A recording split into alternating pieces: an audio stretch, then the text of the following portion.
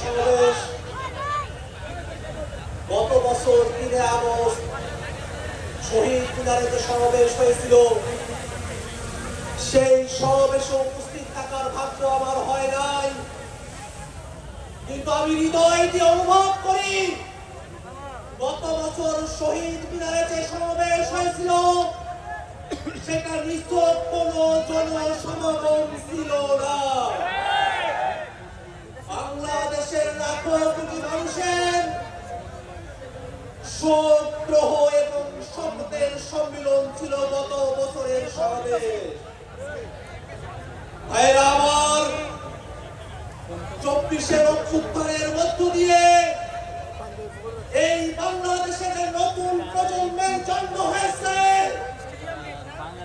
যে নতুন রাজনৈতিক জনগোষ্ঠীর আবির্ভাব হয়েছে, সেই নতুন রাজনৈতিক জনগোষ্ঠী এমন, যদি কোনোভাবে বাংলাদেশের কোনো কোণে কোনো বিপদ আসতে থাকে, এই প্রজন্ম জীবন দিয়ে সেই বিপদ মোকাবেলা করবে। আমার নতুন যে প্রজন্মের জন্ম নিয়েছে, যে রাজনৈতিক জনগোষ্ঠীর আবির্ভাব ঘটেছে, আমরা এমন ভাবে নিজেদেরকে তৈরি করেছি, আমরা নিজেরা নিজেদেরকে জবাবদিহিতার মধ্যে রাখতে বদ্ধপরিকর।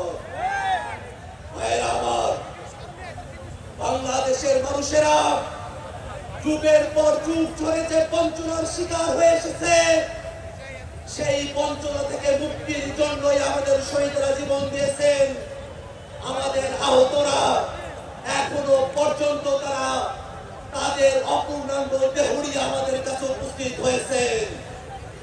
ভাইরা আমার, নতুন যে বাংলাদেশের স্বপ্ন আমরা দেখি, সেই বাংলাদেশে আমরা বিভাজনের রাজনীতি দেখতে চাই না।